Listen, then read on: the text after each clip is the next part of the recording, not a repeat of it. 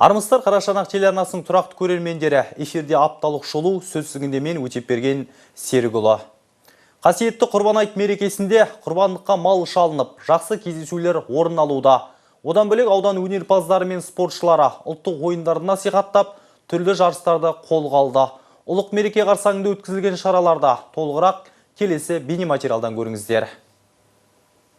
Ұлық мейрамның мән маңызын, оның ерекшелігін Құрбан айттың тарихын білетін әр мүмин жақсы түсінеді. Құрбан шалатын әр адам ақыл-есі дұрыс, мұсылман әрі мүмкіндігі болуы шарт. Мүмкіндігі болмай қалайда құрбан шалуым керек деген ұстаным исламда жоқ. Оны да ескеруіміз шарт. Барша мұсылман қауымның басын қосатын бұл мерекені аудан тұрғындары мешіт жамағатымен жоғары деңгейде тойлады. Айт намазын асыққан адамда есеп жоқ. Айт намазы оқылып болғаннан кейін барша жан құрбан шалуға асықты. Мешіт жанынан арнайы орын бөлініп, құрбан шалуға ниеттенген әр адам сол жерден табылды. Бұдан бөлек киіз үйлер тігіліп, ақсақалдар мен аудан атқамінерлері осында бас қосты. Мағыналы әңгімелер өрбіп, салихалы сұхбат өтті. Аудан әкімі Алдияр Сансызбайұлы барша жамағатты, қарияларды ұлық мерекемен құттықтап, лебізін жолдады. Тек қана осындай жақсы жағдайларда кездесіп, бір-бірімізге жақсы әңгіме айтып, жақсы тілектер айтып жүре берейік бәрімізден. Әр шаңыраққа тек қана жақсылық тілеймін. Әр шаңырақта тек қуаныш болсын, жақсылық болсын. Рахмет, көп рахмет сізге. Енді елбасының өзі елдің бірлігі деп, тыныштығы деп әрдайым айтып жүреді. Біздер де сол елдің тыныштығын, бірлігін осы мұсылман қауым бір-бірін түсініп, бір-бірін демеп, бір-біріне аға бауыр болып жүре беретіндей жағдайға болу керек бәрімізде. Бәріміздің де шаңырағымызда тек қуаныш болсын, жақсылық болсын. Ислам дінінде қолданылатын әр ұстаным жақсылыққа үндейді. Діндегі амалдарды қолға алған адамның жұмысында қайыр, береке болады. Құрбан шалу арқылы адамдар бойындағы сараңдықты, дүниеге деген сүйіспеншілікті жояды. Сонымен қатар мұқтаж адамдарға қамқор болып, мол сауапқа ие болады. Осы арқылы адамдардың алғысын арқалап, Алла тағаланың мейірім шуағына бөленеді. Бұл күні құрбандық шалғаннан бөлек түрлі шаралар қолға алынды. Соның бірі Ақсай спорт кешенінің қолға алуымен ұйымдастырған ұлттық ойындар сайысы. Асық ату, арқан тарту, гір тасын көтеру сынды спорттық жарыстарға мешіт жамағаты қатысып, өзара мықтыларды анықтады. Жарысқа қатысып, өз мықтылықтарын көрсеткен әр спортшыға сыйлықтар мен алғыс хаттар табысталды. Мұсылман қауымның ұлық мерекесімен құттықтап, жақсы тілектерін білдіргендердің қатарында ақсақалдарымыз көп болды. Бүгінгі мынау Құрбан айт мейрамымен Бөрлі ауданының тұрғындарын айт мейрамымен құттықтаймын. Бәріңізге де зор денсаулық, мол бақыт, отбасыңызға амандық тілеймін. Осы келесі Құрбан айтқа дейін барлығымызда аман болайық. Елбасымыз, дінбасымыз, әкімдеріміз, біздің имамдарымыз бәрімізде аман болып осылай жақсылықта кездесе берейік алдағы уақытта. Аудан тұрғындары Құрбан айттарың қабыл болсын, құтты болсын, мұсылман халқына иман байлығын берсін. Бұл мереке барша елдің мейрамы болғаннан кейін оны кеңірек тойлау жер-жерде етек алған. Біздің ауданымызда мешіт имамдарының бастауымен жоғары деңгейде тойлануда. Бұл күні спорттық шаралардан бөлек аудандық демалу орталығының өнерпаздары әндерден шашу шашып, термелермен жиналғандарды сусындатып, күймен көмкерді.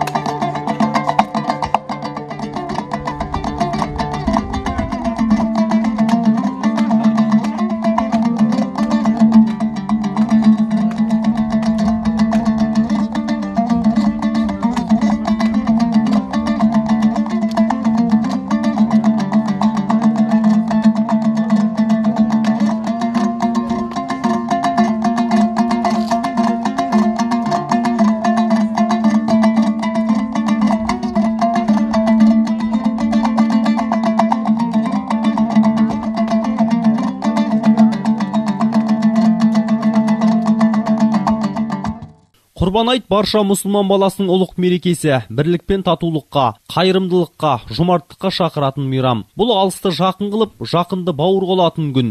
Осының маңызын ұғынғандар мешіт маңынан табылды. Бұл күні қариялар жақсы тілектерін жолдаса, кішкентай бүлдіршіндері өздері үшін құрылған ойын алаңында асыр сала ойнап, мерекелік көңіл күйде сезінгендей. Мейрам соңында мешіт имамдары құрбандыққа шалынған мал еттерін жиналғандарға таратып, қайырымдық істерді қолға алды. Бүтін ел тойлап, барша аудан халқы атап өтіп жатқан қасиетті мереке әр шаңыраққа жақсылығымен келсін. Әр қазақтың үйінде атшулы ұл, иман жүзді қыз болсын. Әрқашан береке бірлікті сақтап, ауыз бірлікті жақтап жүрейік. Өтепберген Қарасай, Александр Овчинников, Еламан Қазыбаев, Қарашығанақ телеарнасы. Қасиетті Құрбан айт мерекесін атап өту жалғасын табуда. Бөрлі аудандық мұсылмандар мешітінің имамдарының қолға алуымен, жастармен жұмыс жөніндегі ресурстық орталығының бастауымен Бөрлі ауылындағы қарттар мен мүгедектерге арналған мекемеде және Бөрлі қазақ мектебі жанынан ашылған мектеп интернатына шағын мерекелік бас қосу болды.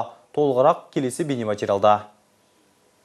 Бүгін қасиетті Құрбан айттың 3-ші күні барша мұсылман баласы бас қосатын, дастархандас болып құрбан шалып Құдайға шүкір ететін күннің бірі. Осы мейрамды атап өтуде ауданымызда түрлі шаралар мен қайырымдық жұмыстар қолға алынуда. Осындай егістің басы-қасында жүретін Бөрлі аудандық мұсылмандар мешітінің имамдары мен жастармен жұмыс жөніндегі ресурстық орталығының қолға алуымен тағы бір қайырымды шара өтті. Жалынды жастар бас қосып Бөрлі ауылындағы қарттар мен мүгедектерге арналған мекемеде болып, қарттардың халін біліп, мейрамдарымен құттықтап, мерекелік дастархан жайылды.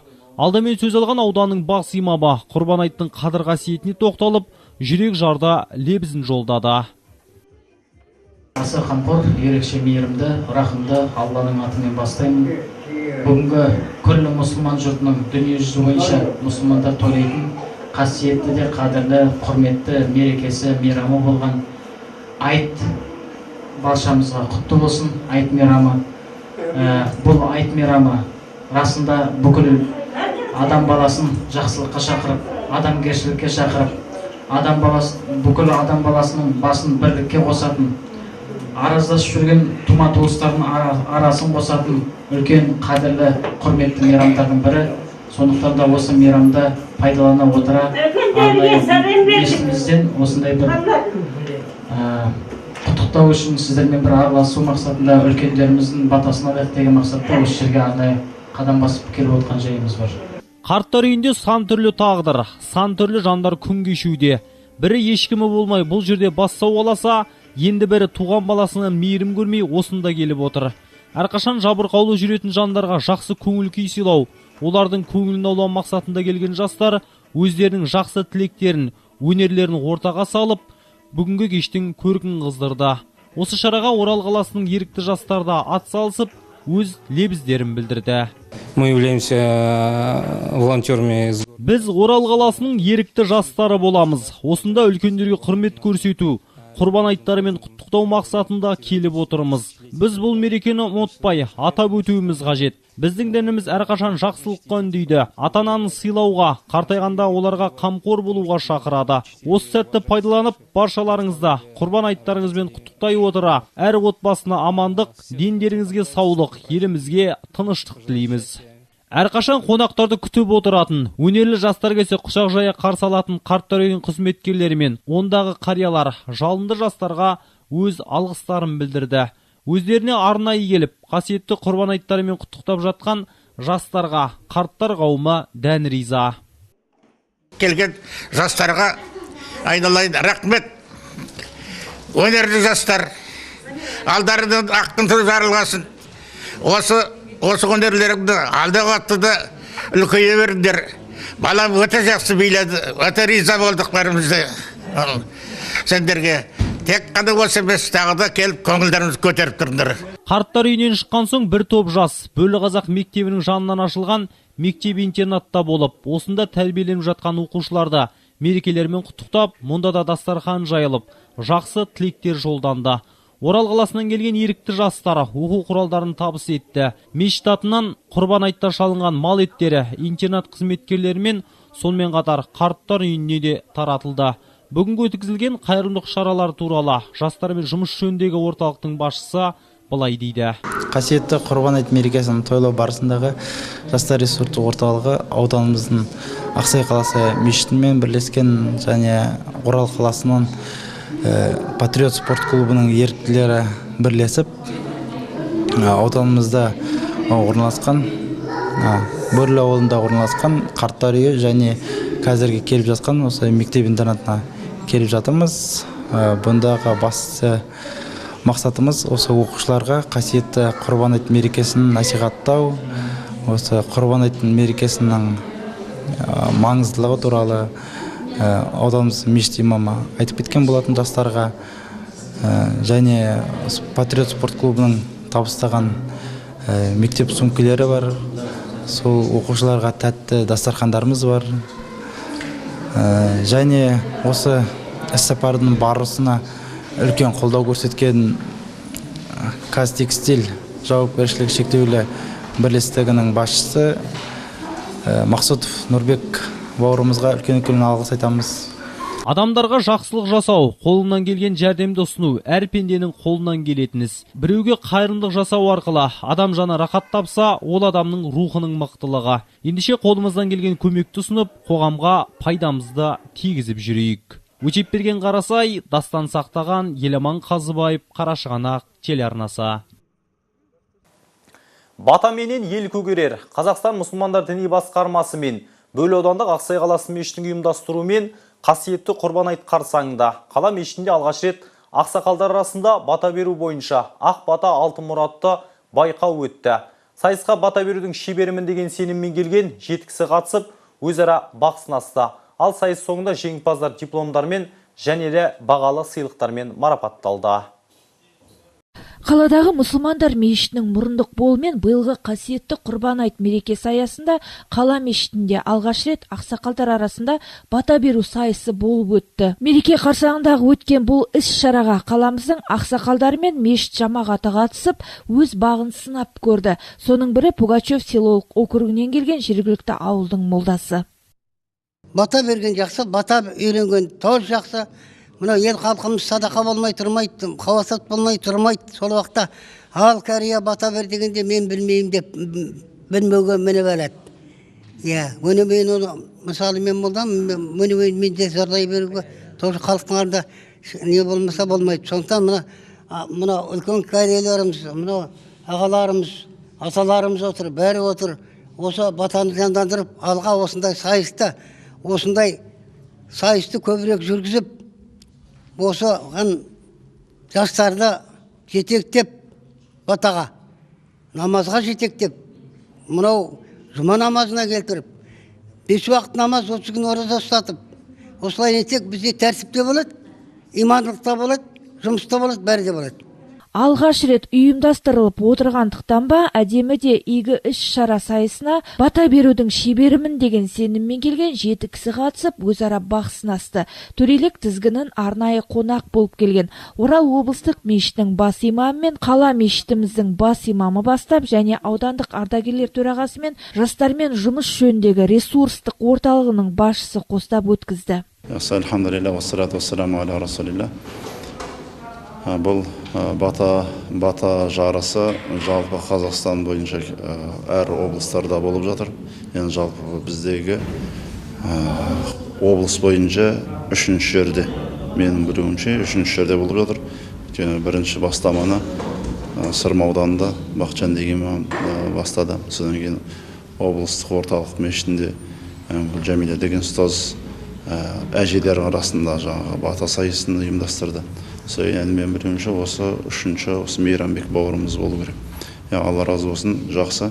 Өйткені бұл қазіргі уақытта бата жарысын ұйымдастырудағы мақсат қарттарды кішкене белсенді бата беруге, еліне, халқына бата беруге, айтқандай бір жиындарға, қандай бір жиын болмасын, той болсын, қаза болсын, қандай жерге бір жиынға барсаң, молда ретінде шақырғаннан кейін үлкен жас болып отырып, төрде отырған соң қасында үлкен қарттар отырады, қарттарға бата бере қойыңыз десе, жаңағыдай бірін-біріне сілтеп, жоқ өзің бата бере қой деп жаңағыдай итермелеп жатады, микрофонды ұсынып жатады.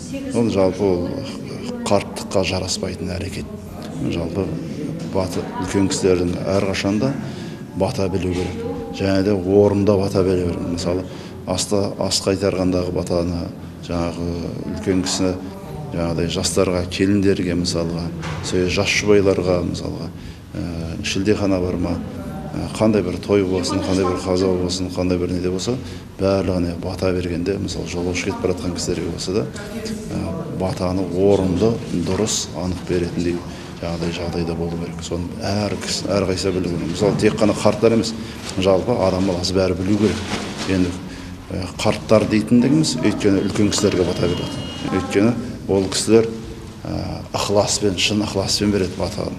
Неге? Өйткені ол кісілер жастары ұлғайғаннан кейін, жастары бір шама жеткеннен кейін, ақыретке бір қадам басып, бір аяғы төрде, бір аяғы төрде отырғаннан кейін, ол кісілердің баталары шынайы ықыластан, жүректен шығатындықтан, көпті көргеннен, жаңағыдай көпті көргендіктен, көрегендігінің арқасынан жаңағыдай батасын алу мақсатында үлкен кісілерге бата беріледі. Шарапатты шара ата салтын ардақтап, дәстүрімізді дәріптеуге бағытталған. Өйткені бата беру біздің халыққа тән, ұрпақтан ұрпаққа жалғасып келе жатқан қасиетті дәстүр. Батаны аузы дуалы ақсақалдар көпті көрген, көп жасаған кісілер ғана беретін болған. Әрине қазақта бата беруден шебер халық жоқ. Берілер батаның да түрі көп. Мысалы, сүйінші хабарға, жолға шыққанда, ас қайырғанда айтылатын тілек түрлеріндегі баталар болады. Қатысушылар салиқалы сөз саптап, білгендерін үлгі үй іші ауыл аймақ аман болсын, баршамызға тыныштық заман болсын, табиғат таусылмайтын ризық беріп, тартулы дастарханың тағам болсын, абырой амандығың арта берсін, бақ-дәулет қызығымен қатар берсін, қонағың жақсы көрген жиі келіп, таусылмас дәм-дүзіңнен тата берсін. Осындай ойын сауық бола берсін, үйіңіз той думанға тола берсін, өмірдің гүл жинаған жәннаты боп, бақшаңа бақыт құсы қона берсін. Тыныштық елімізге келе берсін, молшылық жерімізге ене берсін, апаттан ел жұртымыз аман болып, қызығым бейнетеңбек көре берсін. Осы үйге көп қылып бала берсін, балаға таудай талап сана берсін, балалардың бақыты жана берсін. Осы үйге сұлу мінез келін берсін, келінге адал ниет пейіл берсін, ақ көңіл ата-анаға мейірімді болып, қызығым бала-шаға түгел көрсін. Қасыңда жақсы көрер көршің болсын, көршіңде өзіңде ақ көпшіл болсын. Көрші көлем тума-туыз жекжаттарың баршасы аман есен өсіп өнсін. Әумин.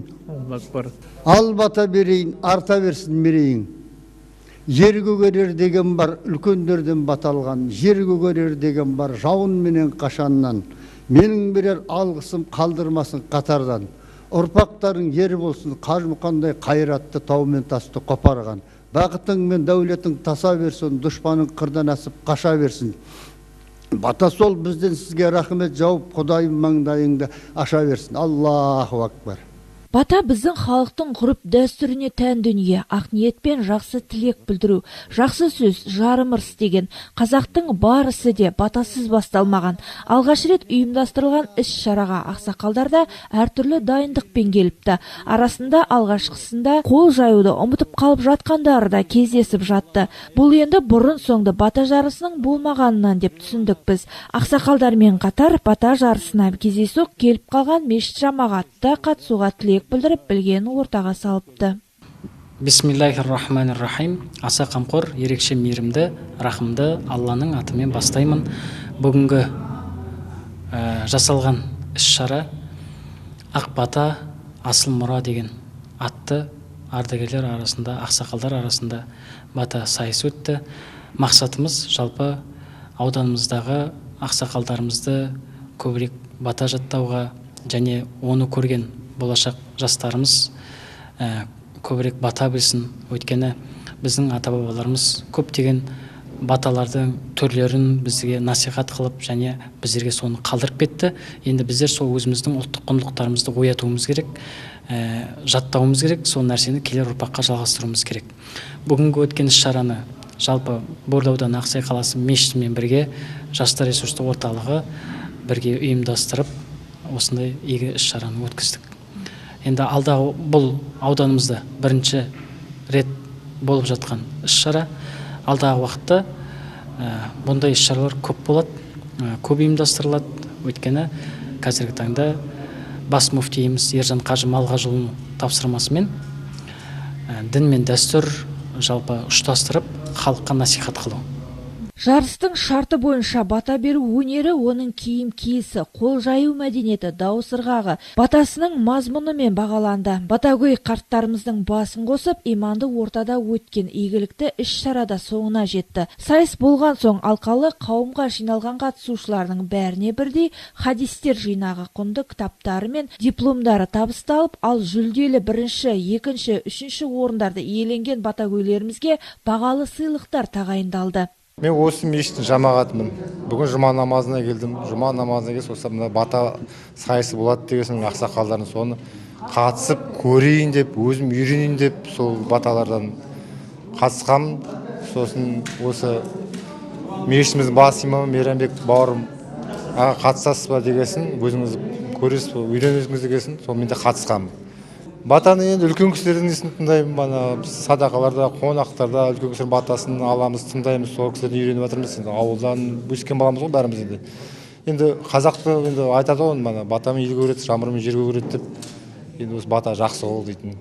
Елімізге тыныштық, халқымыздың амандығына бәріміз осы тыныштықта өмір сүргеніміз осы. Рая Ағдаулетова, Александр Овчинников, Еламан Қазыбаев, Қарашығанақ телеарнасы.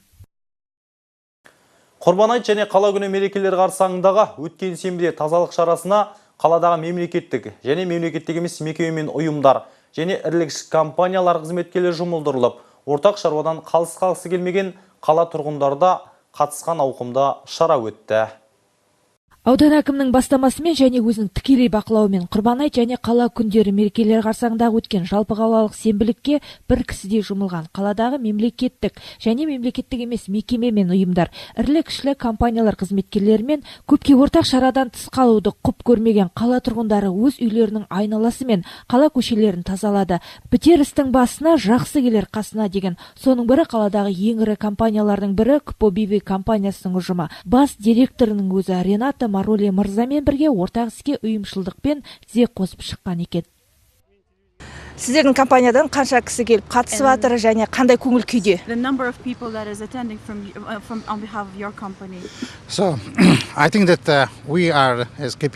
Біз Ақсай қаласындағы ең ірі компанияның бірі болғандықтан, біздің ұжымда қала тұрғындарының көбісі қызмет атқарады десем де болады.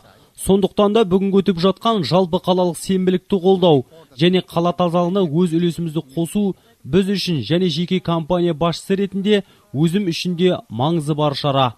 Оның үстінде осында тұратын тұрғын ретінде, әрі компанияның ресми тұлғасы ретінде өз жауапкершілігімен үн қатуды жөн көрдім. Бір таңқаларлығы біз жұмысқа кіріскелі бері байқағаным, қалайша айтарлықтай таза екен. Мұны күтпеген маған бұл жағдай таңсып көрініп тұр.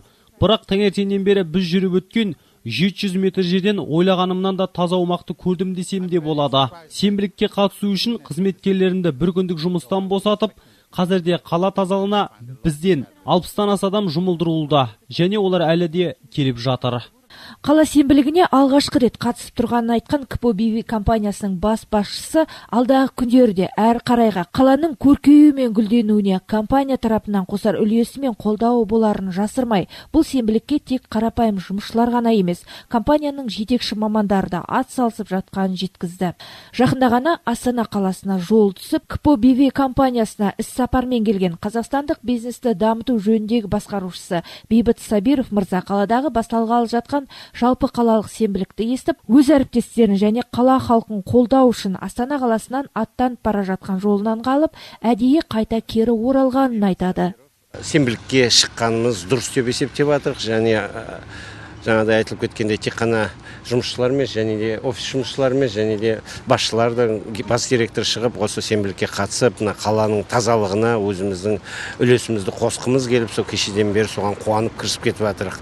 Қаланың таза болған бізге де жақсы, жаңа қала таза болып жинап жатыр. Біз байқағанымыз тағы да жаңа қала таза екен дегенмен де сол Құттайда болса үлесімізді қосып жатырық. Алдымызда келатқан қала күніне арнайы өтіп жатқан сенбілікті тағы да дұрыс деп ойлаймыз. Сөйтіп Құттай өзіміздің жұмыс жасап жатқан жерімізді, өзіміздің тұрып жатқан жерімізді таза болғанын қалаймыз. Алдымызда келатқан Құрбан айт мерекесі біріншіден құтты болсын, беріп жатқан садақалар, тілеп жатқан тілектер қабыл болсын дегім келеді қала жұртшылығына. Және де алдымызда келатқан қала күнінде құтты болсын деп әкімшілікті құттықтаймын және осы жердің халқын құттықтаймын. Бәрі оңынан болып, тек еліміз дамып, тыныш болып, тек жылма-жыл осы жақсы шараларда кездесе берейік дегім келеді. Өзінің азаматтық парызын өтеуді сенбілік шарасынан өзіні қолдау көрсету арқылы білдірген бұл азаматтан басқа ортақ іске бір кісідей жұмылған қала халқы ұжымдармен бірлесе отырып көше арықтарының ішін тазалап, ағаш тал бұтақтарын ретке келтіріп, шөбін шауып, қоқыстарын шығарып жатты. Жұмыла көтерген жүк жеңілдеген мемлекеттік және мемлекеттік емес мекеме мен ұйымдар және ірілі-кішілі компаниялар қызметкерлері қатысқан сенбілікте бас алмай, бас аяғына дейін жүріп аралаған аудан әкімі Алдияр Сансызбайұлы әр мекеме жұмысшыларына соғып, хал жағдайларын білісіп, шаруа барысын қарап жүрді. Бүгін біздер Нұргаз құрылыс, Регион газ проект, Батыс логистикс, Сенімді Батыс күзет, Карачканақ контракт мекемелері 120 адамдай осы жалпы қалалық сенбілікке шығып жатырмыз. Мына біздерге Советский көшесі түсті. Мына арықтың бәрін тазалап, шөптерді жұлып, соның бәрін тазалап жатырмыз. Құрбан айт мерекесі бәрімізге де құтты болсын. Барлық әлемде тек бақыт, береке болсын. Қала күні де Ақсай қаласы тек құлпыра берсін. Осы біздің келіп жатқан жаңа әкімімізге көп-көп рахмет. Осы әкіміміз келгелі біздің қаламыз жайнап жатыр, құлпырып жатыр. Осы 2 ай, 3 айдың арасында көптеген істер жасалып жатыр. Сол үшін сізге өзімнің тарапымның атынан, семья тарапының атынан, мекеме тарапының атынан көп-көп алғысымды айтамын. Жалпы саны 72 мекеме мен 1320-ға жуық адам қатысқан сенбілікте барлығы 37 техника жұмылдырып, қала ішінен 139 тоннадан аса қоқыс қалдықтар шығарылған екен. Сондай-ақ өкінішке орай жалпы қалалық сенбілікке немқұрайлы қарап, тіпті келмей қойған қаладағы ірілі-ұсақты компаниялар да болыпты. Кесірінен тазаланбай қалған көшелер де бар. Қала жұртшылығының қалған көңілінің қара тізіміне іліккен оларға кейіннен арнайы шақыртулар жіберіп, осы күндерін өтеу үшін алдағы уақытта тазалық сенбілік жасау ұсынылатын болды. Біздің жігіттер үшін конденсаттан жұмысқа келіп, мұнда қатынасып жатырмыз. Бүгін субботникқа қазір мұна көшеде 20 адамдай жүрміз біздер. Техникамен, машинаменен. Енді бүкіл халықты сұрайтыным, көшелерін өздері қарап, тазартсын өздері. Тіпті қаладағы өтіп жатқан жалпы қалалық сенбіліктің ортақ шаруасынан тыс қалғысы келмеген қала тұрғындары да қолдан келген көмегін аямай, қолы бос кәрі жасы бар бұл күні сыртқа шығып, өз ауласы мен айналасын тазартып жатты. Арыстанова көшесі нөмір 2 көп қабатты үй тұрғындары өздерінің сенбілік туралы алдын ала ілінген хабарландыру арқылы білгенін айтады. Енді субботник болғасын бәрімізге ортақ қой енді. Со естіп білеміз де. Шығып, көмектесіп, Чапаев көшесін тазартып келатыр ма, дом культурниядан сол жақтан келатырмыз. Үйіңіздің айналасында? Айналасында жасап жатырмыз, көшелер бар бәрімізде. Жылма-жыл сыпырып жинап тұрамыз осылай. Енді барлығына да сол көшелерін жақсы таза ұстасын деп айтам енді. Таза болғандар жақсы ғой, өзімізге де, өзге кісілерге де. Бәріне де құрбан айттарымен құттықтаймын, бәріне де денсаулық тілеймін, бәрі де жақсы болсын деп тілеймін, жақсылық болсын. Қала жарының көркеуіне атсалысқан қала тұрғындары мереке қарсаңында сүйікті қаламызды артық ауыз күл қоқыстардан тазартып, тап-тұйнақтай тазалаған соң барша ақсайлықтар енді алаңсыз осы аптада, яғни қыркүйек айының 13 мен 18 аралығында қала күнін атап өтпек. Раяқ Дәулетова, Александр Овчинников, Еламан Қазыбаев, Қарашығанақ телеарнасы. Қыркүйек айының 13-і ауданымызда ел тәуелсіздігінің 25 жылдығына орай және қала күніне арналған жастар мен ерлер арасындағы шағын футболдан жазғы аудан чемпионатының финалдық ойындары аяқталып, жеңімпаз командалар анықталды.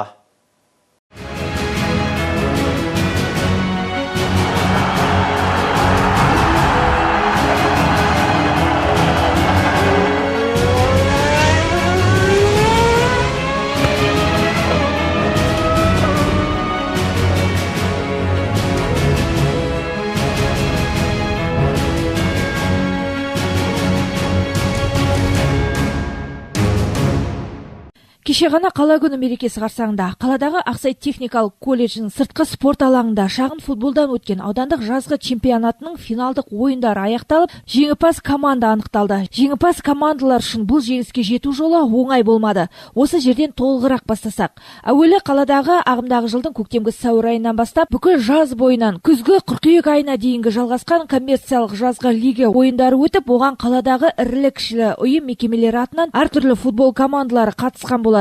Одан басқа сонымен қатарласа осы шағын футболдан ауданның біріншілігі өтіп, оған ауданның барлық ауылдық округтерінен қатысып оза шауып, іріктелген сайдың тасындай 4 команда футболшылары мен қаладағы өткен жазғы лига турнирінің финалдық ойындарының 4 жеңімпаз командалары анықталған еді.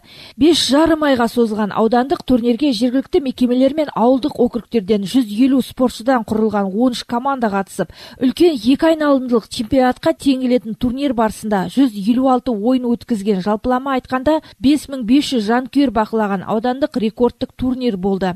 Осы жазғы лига 2016 шағын футболдан өткен аудандық турнирдің жеңімпаз командаларын марапаттау шарасы аудандық мәдениет үйінде өткен еді. Сіздерді мынау еліміздің тәуелсіздігінің 25 жылдығына арналған жазғы лига 2016 аудандық турнирдің аяқталуымен шын жүректен құттықтаймын. Бұл турнир 5 айдан астам өзінің жалғасын тауып, бүгін аяқталып отыр. Осы турнирді бастап ұйымдастырып, өздерінің еңбектерімен көрінген ең алдымен футбол федерациясының мүшелеріне көп рахметімізді айтамыз. Ол футбол федерациясының атқарушы директоры, біздің ауданымыздың спорт ардагері Марат Бақытжанұлы Ергалиев, Дүйсенбай Сапарұлы, Жұмаров, тағы да көптеген төрешілер осы турнирді өткізіп, өздерінің еңбектерін көрсетіп, барлық спортқа деген, футболға деген сүйіспеншілігін көрсетіп, сіздерге қызметін атқарып келді. Барлығыңызға осындай жеңістерге жете беруіңізге шын жүректен тілектеспін тағы да. Бұл салтанатты марапаттау шарасында команданың ең үздік ойыншылары, ең үздік қақпашысы, ең үздік қорғаушысы, ең жас ойыншысы номинациясы бойынша әр команда футболшыларына және турнир төрешілеріне ақшалай сыйлық табысталып, аудандық турнирді ұйымдастыруға ат салысқан демеушілерге алғыс айтылған еді. Шара соңында аудандық турнирде бірінші орынды жеңіп алған құрылыс бөлімі командасы мен екінші орынды иемденген Тарлан командасы, ал үшінші орынды иеленген Киоск командалары ақшалай сыйлықтар мен грамота, медаль, кубоктармен марапатталған болатын.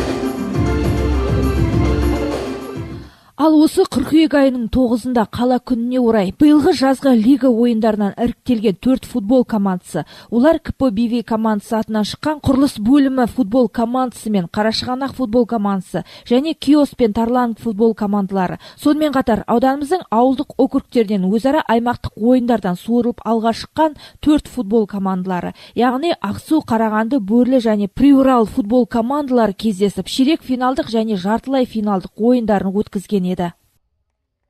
Приурал ауылдық округінің командасының өкілі болып келемін өзім. Приурал ауылынан команда алып келіп отырмын. Қатысқандағы мақсатымыз осы аудандық турнирдан орын алып, жаңағы Приурал ауылдық округінің спортын көтеріп, футболды көтеріп, осындай мақсатпен келдік. Командаңызда қанша кісі бар және сіздер бірінші рет қатысып тұрсыздар ма бұндай жарыстарға? Команда құрамы 7 адамнан құралған. Ауылдың жаңағы дене шынықтыру сабағының мұғалімдері бар арасында. Ауылдың спорт сүйер жастары келіп отыр. Кеше ғана осы қыркүйек айының 13 күні қала күні мерекесі қарсаңында ел тәуелсіздігінің 25 жылдығы мен қала күніне арналған шағын футболдан өткен жазғы аудандық чемпионаттың финалдық ойындарының ашылу салтанаты болып, оған осы күні қала әкімдігіне тағайындалған су жаңа әкіміміз Айымгүл Мақсұтқызы Тұржанова мен аудан әкімінің орынбасары қатысып, аталмыш чемпионаттың ашылу рәсімін бастап берген еді. Құрметті Ақсай қаласының тұрғындары, спорт сүйер қауым, бүгін міне аудан біріншілігінің мәресі болайын деп тұр. 4 команда шығып отыр. Енді ең мықтысы жеңіп шығады деп ойлаймын. Сондықтан да бәріңізге, командаларға сәттілік тілеймін. Бұл бүгінгі жарыс еліміздің Қазақстан Республикасының 25 жылдық тәуелсіздігіне 25 жылдығына арналып отыр, және Ақсай қаласының күніне арналып отырған жарыс. Енді осындай күнге қарамастан сіздердің келіп тұрғаныңызға көп-көп рахмет. Жарыс жақсы өтеді деп мен сенемін. Аудан біріншілігі мен жазғы лига шағын футболдан өткен аудандық турнирдің ойындарынан іріктеліп шыққан таңдаулы футбол командалары бәстесіп, жарыстың ақтық сынына шыққан құрылыс бөлімі мен Қарашығанақ футбол командалары және Бөрлі мен Приурал ауылының футбол командалары өзара бақ сынасты. Күні бойы құйып тұрып жауған күзгі суық жаңбыр астында суы шылқыған стадионда 2 сағатқа жуық ойнаған ойыншыларға жеңісті қолдан алу оңайға соқпағаны белгілі. Бар қиындықты еңсерген құрылыс бөлімі мен Бөрлі командасы ең соңғысы болып жеңіс тұғырын бөліске салғанда, ойын соңы 4-4 ұпаймен тең-бетең түсіп, тағы да үстінен 15 минуттан қосымша уақыт берілді. Бірақ одан да еш нәтиже болмаған соң, тең саналған ойынды аяқтап, жеңімпаз команданы анықтау үшін ойын ережесі бойынша пенальти сериясы белгіленді. Ақыры пенальти бойынша соққы саны басым түскен Бөрлі командасы жеңіске қол жеткізді. Жарыс өте жақсы өтті. 16 команда ішінен бірінші орынмен суырылып шықтық. Бүгінгі қарсыласымыз Троядел командасы өте жақсы қарсылас. Әрдайым кездесіп жүрген, лигада осы қаланың лигасында ойнап жүр. Бәрі жақсы өтті. Өте тартысты өтті. Бәрі жақсы. Осыған дейінгі өткізген нешінші ойындарыңыз? Дейтін топтық ойындар бәрін қосқанда финалдық ойын 8-ші ойынымыз. Оған да жаңағыдай осындай күнге қарамастан бәрі келіп жатыр. Әрине өте қиын, мынандай жаңбырлы күнде ойнау. Бірақ біз үшін спорт бірінші орында тұрады. Қандай жағдай болмасын, қандай погода болмасын, бәрі бар. Қиынға соққан жоқ па соңғы ойын? Әрине қиын, жақсы қарсылас. Қиын болды, бірақ жеңіске жеттік. Өте жақсы. Сонымен қыркүйек айының 13-інде Бөрлі ауданның дене шынықтыру және спорт бөлімі мен ауданның футбол федерациясы Ақсай спорт кешенінің ұйымдастыруымен өткен жастар мен ерлер арасындағы шағын футболдан өткен аудан чемпионатының финалдық ойындары қорытындыланып, бірінші орынды Бөрлі командасы, екінші орынды құрылыс бөлімі, ал үшінші орынды Қарашығанақ командасы жеңіп алса, төртінші орында Приурал командасы келді. Барлық жеңімпаз командалар ойыншылары дипломдар мен медальдар және жеңіс кубоктармен, ақшалай сыйлықтармен марапатталып, ақ тілектер ақтарылды. Төрт команда жақсы ойын өтті.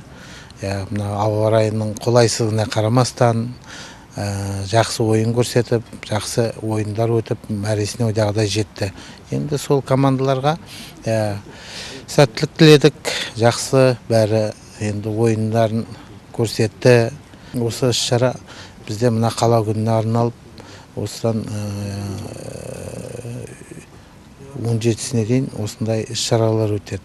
Соның ертең баскетболдан аудандық іс-шарамыз өтеді, ашық турнирі, оған осы көрші аудандар шақырылып отыр. Сонымен 16-сы күні қазақ күресінен аудандық жарыс өтеді, ашық. Осы қала күніне 17-сы күні дала ойындары болады. Сол бәріңізді осы ойындарға шақырамыз. Бәрінде енді мына осы жарыстар, бүгінгі жарысымыз соның ішінде мына өзіміздің құрбан айт мейрамына тұспа-тұс келіп жатыр. Бәріңіз осы аудан тұрғындарын бәрін осы айт мерекесімен құттықтаймын. Осы айт тек жақсылығымен келіп, осы жылдан жылға айт мерекесінде жақсылықта кездесе беруге нәсіп етсін. Мереке құтты болсын дейміз. Раяқ Дәулетов, Александр Овчинников, Еламан Қазыбаев, Қарашығанақ телеарнасы.